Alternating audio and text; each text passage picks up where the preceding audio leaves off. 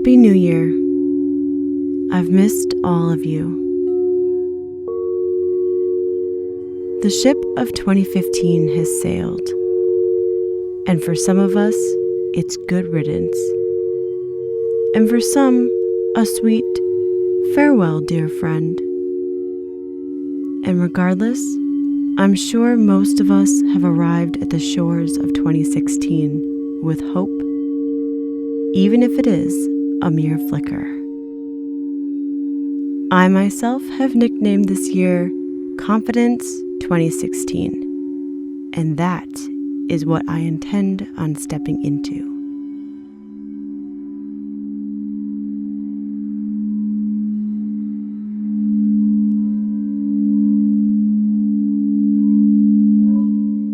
And so, in honor of you and wishing you the most prolific 2016, let us start off by bathing in the golden light of sound. I'm Colleen Lindell. This is episode 15, SoundBath. Sound healer Jamie Ford was just a college student, taking her first yoga class when she discovered the healing benefits of sound. This is Jamie's story of how sound frequencies aligned her life, and why certain frequencies are vital to the alignment of our bodies. And this is mostly Minutia.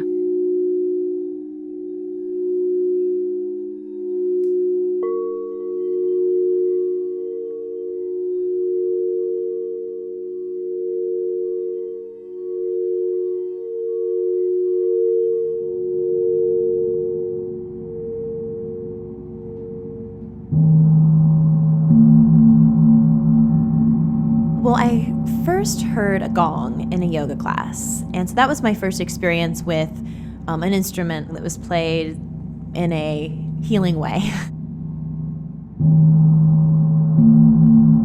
I just fell in love. I was like, that is the best thing I've ever heard, and I just found my mind shut off.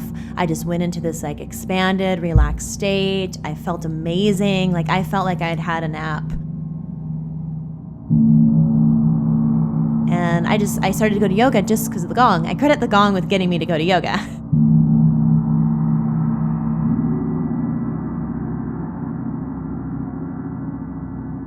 One thing I like, which might be obvious with having so many gongs and crystal bowls, is that I personally love exploring various frequencies. I like the difference between Sun and Mercury. Whereas a lot of people that maybe play gongs might not want 15 gongs, But I love the various frequencies. What is the frequency of joy? What is the emotion of joy? What is the frequency of peace versus the emotion of peace?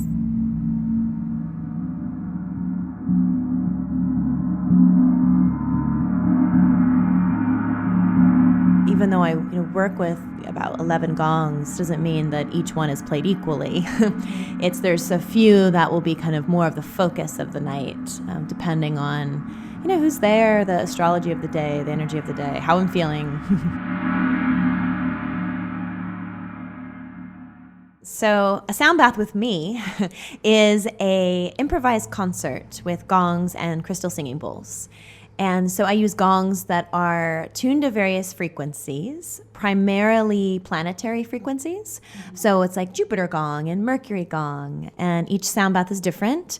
And it's both an experience in, an auditory experience, so you listen to the sounds, but it's also a very visceral, very feeling experience as the vibrations move through your body. So it's kind of like you're getting a sonic massage. For some people, it's just a time for them to relax and listen. For others, they receive insights and kind of travel and really expand their consciousness. For some people, it's a meditation, so you can really focus on the sounds, and then you get all the benefits of meditation along with the benefits of sound. And then for some people, it turns into a good nap because it is deeply relaxing, and there are always a few that fall asleep. And everyone has kind of a primary other sense. Some people are visual, some people are more feeling, some people more like knowing or hearing. So those that are visual tend to really start to see images and colors. And you can amplify that actually if you focus on the pineal gland or on the third eye area. And if you focus on that area, you can start to wake it up with the sound. And if you kind of do that, let your focus be relaxed, then you will start to, even if you're not a visual person, you may start to see little flashes of light, of color, maybe just white to begin with, and then maybe you'll start to see other things. And so people will start to see, and I start to see like, oh, this gong is really resonating with me today. I love it. It's making me feel great. And then sometimes there's one that's like, this is bringing up some stuff. I don't like this one. And usually when we don't like a frequency like a gong, it's because it's bringing up, it's like coming in like a rotor-rooter and bringing up maybe that anger we didn't deal with, maybe that anxiety that we didn't fully like know that we had. And so usually the ones that we're really attracted to are the ones that like make us expand and feel good. The ones that we maybe that day might not be as attracted to, we might start to feel anxious or something around it. It's bringing that up so that we can clear it. Like if anxiety is coming up, the anxiety was there, or the fear was there, and the gong, the sound is giving you an opportunity to say hello to it and let it go. It's like they're offering an opportunity for you to match resonance with the sound that's healing for you. So our nervous system, our body, we easily will entrain to frequencies around us. We'll entrain to, let's say, the Wi-Fi signals or the fluorescent lighting, to the people around us. A good example of entrainment is if you're, chatting with somebody, maybe you felt great beforehand and you chat with them, you're like, oh, I feel like maybe they were really angry and very, very strong in their anger for that day. Then all of a sudden you might feel anger. So our nervous system will entrain with the various frequencies that we're around. And if you live in a city, you're bombarded with all these different frequencies. And some of them are healing, some of them aren't, just like music. Some music is healing to us or peaceful to us or energizes us, where some makes you cringe and want to run away. With the frequencies of the crystal bowls and the gongs, it's like offering a high vibration for you to match with. You have the fundamental note, which would be the lowest note, and that's, let's say it's Mercury gong. Then you have the tone of the orbit of Mercury, brought into our range of hearing, so using the law of the octave. But then you have all the overtones, all those other sounds that come out besides the main frequency, besides the bass note. And so it brings you into balance in that way, because one, it's offering more natural frequencies, ones that are healing, and also you get this wide spectrum, like the whole sound spectrum to match with.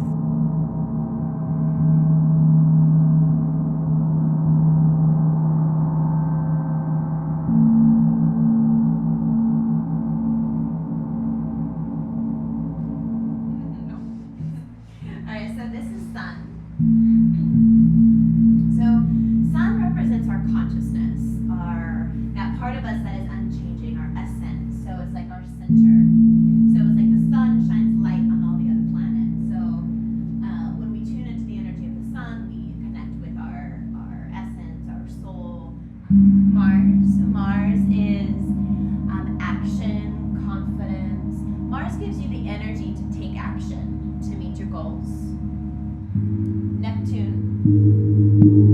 Neptune is higher consciousness, spirituality, clairvoyance, intuition, dreaming. How do they know how to tune the gongs to the frequencies of the planet? How do we know what the frequencies of the planets are? They're measured according to Hans Cousteau's calculations. He took Kepler's frequency and he brought it into musical terms using the law of the octave.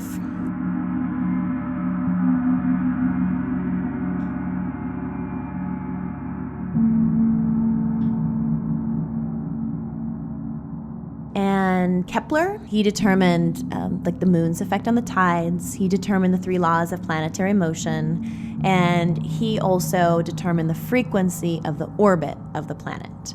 So Mercury's orbit around the sun. I mean, if you look at like Dr. Emoto's work, are you familiar with his work? No. Dr. Emoto, the main book that he's known for is the like Messages in Water, and part of his research was he would take water and put in different words, feelings. He would have people speak to it and just say gratitude or love, but he would also have somebody say hate.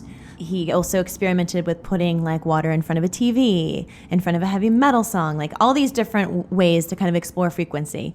Then he froze the water and then he looked at the crystals under a microscope. So he found that when water was talked to with love and gratitude, that the water formed these beautiful crystals that looked like snowflake. But when the water was put in front of like a TV, or somebody said like, I hate you to the water, then the water didn't even form crystals. It's a really great way to have a visual representative of how different thoughts, sounds, words, emotions, frequencies affect us physically, because we're made of 70 to 80% water. And sound travels 4 times faster in water than it does in air. And so the sound is going to move through and shift your frequency, shift what's happening in your body just as it moves through you.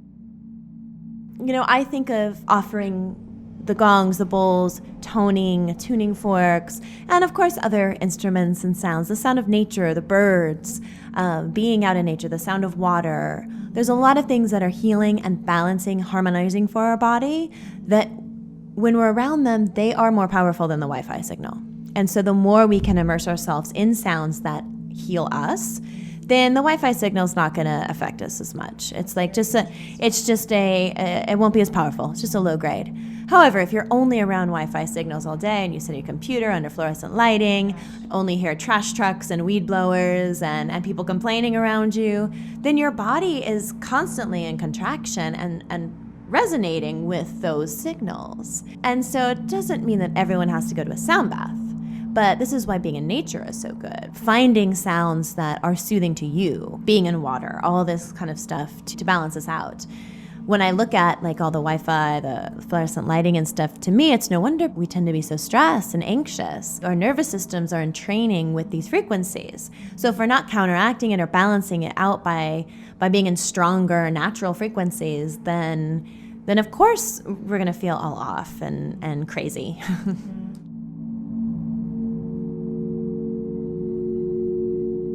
I'm continuously in my own practice working with holding different vibrational states. So when I'm playing, I'm holding a frequency of joy, of peace, something along those lines, so that is a frequency offered to people in the room as well. Doesn't mean I don't feel the other things, but it's a kind of a difference between having an emotional experience and holding a frequency. And notice when something's coming up that's maybe a lower frequency that I would like to move through or shift or transform, and I'm able to. How do you control your frequency or learn to reset it or set it? Yeah, it's about holding frequency. It's about not dropping down. And it's not about being perfect though, of course, but it's maintaining a frequency and noticing when you drop down so you can come back up and just let whatever is around you kind of move through you. But of course, like I go through my crabby days, my tired days. I would say what shifted is that I recognize it faster. Sometimes I still might say, forget it, I'm gonna be crabby. I'm just gonna do this. I'm realizing I'm choosing it. But that's the difference, is that I realize I'm choosing a frequency. And sometimes it serves us to just allow ourselves to be in that space of like, yeah, I'm feeling grumpy and tired, so I'm just gonna allow myself to be in it for a little bit of time. And allow that to move through me and not block it. I used to do this, and I've seen a lot of people do this as well, is we feel that and then say, oh, I shouldn't feel that. I'm supposed to be spiritual. and then we push it down instead of allowing that to move through us. It's also a frequency. And if we can stop judging it as bad, we just say, oh, that's a frequency. Maybe I don't want to feel all the time, but it's there. So let's allow it to be there for a bit, knowing that I'm choosing it and can shift it, but maybe I need to explore that for a little bit of time and allow it to move through. So you found this through a yoga class that you were in. Were you involved in the healing arts before that? Actually, I was in school. I was in college. I was studying biology. I was in a relationship that wasn't so great for me. Not that it was bad, it was just not a great relationship. And probably 6 months after starting yoga and getting into sound, I quit everything. I quit my job, broke up with my ex, and just went on my own. I was like, all right, let's see where I end up. Eventually ended up in acupuncture school. I learned to feel energy. So through Qigong and through like an acupressure class, I started to really feel energy move. Qigong really opened me up physically and energetically. I started to become more sensitive. I started to see like, some people call them ghosts at that point. I was like, remember going to my Qigong teacher and be like, I'm seeing dead people. Were you? She's like, oh, that's great. I'm like, oh, wow. You should warn people about that. Oh, yeah, it shocked me.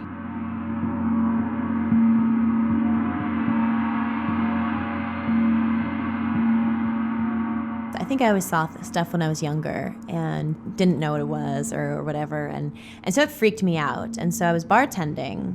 And that's where I started to see, and I called them lovingly dead people, but I started to see spirits, because I started to see a woman who had died in the bar. It's a visceral feeling. You know that other people can't see. Well, the first time in a bar, I didn't know that no one else could see this person. I kept walking over to help her, and then she'd go away, and I'd be like, where'd she go? I'm like, that's so weird. Like, this woman keeps coming to get a drink. Where'd she go? And I didn't think anything of it. And then I was talking to the owner or the manager of the bar afterwards. I was like, yeah, I kept seeing this woman over there. And he was like, what'd she look like? And then he told me, oh, she got hit by a car right out front. And I was like, oh, wow.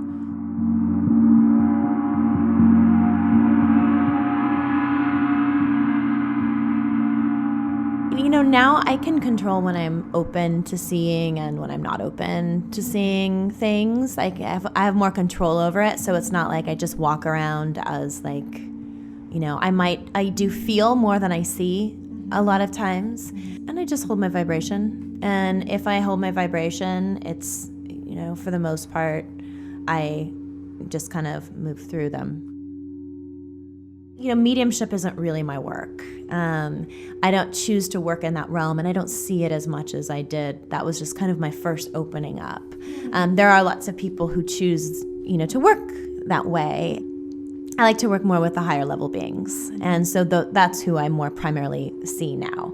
The angelic realm, light beings, that kind of thing. One of my friends has never seen angels, but she sees colors of angels. Seeing colors is a great way to start seeing other beings, because their colors are frequency. So you can kind of see where are they vibrating. How vibrant are their colors? Are they sparkly? Are they like dull? That's how you start to distinguish what level of being, like where they're at vibrationally. If they're a high level being, if they're not so high level being. I wasn't really raised any particular type of religion. I was always spiritual, but I wasn't clear on any particular path. I do believe that there's a source energy that we all are, and what that exactly is, I think that we can't know what it exactly is from the level we're at right now. We can have glimpses and understandings, and some of them, for me personally, I've had a lot of glimpses and understandings that are maybe hard for me to put into words. But my belief is that there is, a source energy that we're all a part of, and various frequencies. I know you're able to hold your frequency, but how do you refuel? Like if you've spent a whole day with people who are going through all sorts of stuff themselves. My morning time is I really value it. It's like, it's my time to fill up and get ready for the day. If I skip that, then I will be not grounded and ready for the day. So kind of general maintenance is my own meditation, clearing, sound, yoga practice. Also getting out in nature is very healing and grounding for me. I'll kind of look at my schedule. If I know I'm having a busy time, I plan a few extra days off. My favorite place right now is going to Desert Hot Springs and like spending a night or two there and just like being in the mineral water. And that for me really grounds me, resets my energy. that's something I've learned over the years, is that it's not like you can do one thing and say, oh, I'm good. It's a constant, like even throughout the day between clients, I'm very present with how am I feeling? What do I need to do? It's like, what will help me right now in what I'm dealing with? And sometimes it's really just like, all right, I just need to lay on the couch, not talk to anyone, or, lay on the floor. That's a good one that I do, is I just lay flat on the floor, I just lay there and do nothing. Massage, chiropractor, I'm lugging gongs around all the time, acupuncture, Reiki sessions, breathwork sessions, sound sessions. So it's a constant self-care routine. There's a lot of research right now in the field of sound healing, music therapy in hospitals. Like there are people who specialize in studying the atmosphere in hospitals, which includes the sounds and the music. The Western medicine uses frequency for, kidney stones, and I think they're going to be used for all sorts of things. Like, since I do sound trainings, I've had, students that want to play in hospitals, that want to play for hospice, that want to play for animals, that want to play for children. So it's really neat for me to see, getting to teach people sound. Each person has a different take on how they want to use it. And so, yeah, I think it's going to be used in all sorts of situations. Thank you so much, Jamie. You're welcome. To find out more information on Jamie and her next sound bath, go to her website, www.sound-bath.com. There you can find her current sound bath schedule, as well as upcoming events, like the Soulful Summit, happening this spring in Sedona, Arizona, May 20th through 22nd. This event is happening during the full moon and includes a shamanic sweat lodge, as well as vortex hikes. And if you don't know anything about Sedona's vortex, I urge you to Google it. Jamie also offers private Reiki sessions, private sound baths, as well as sound healing and Reiki trainings. You can book a session with Jamie at jamie@sound-bath.com. And if you sign up for her newsletter, you'll receive a free sound bath recording. As always, links to these, and including a link to Dr. Emoto's work with water crystals and more photos of Jamie's gongs and crystal bowls, head to my site, ColleenLindell.com. You can tweet at me at ColleenLindell or send me a note via my site. And P.S., if you decide to go to a sound bath with Jamie, which I highly recommend, I suggest going to one at Jamie's Sound Space in Eagle Rock. It's small and cozy, only about 10 people at the most, and the sound is fantastic. I wish you a very happy start to your new year, and let me remind you that it's the minutia of your life that makes your life interesting. Happy 2016. I look forward to a year of storytelling with you. This episode was recorded on location at Jamie Ford Sound Space in the neighborhood of Eagle Rock in Los Angeles, California.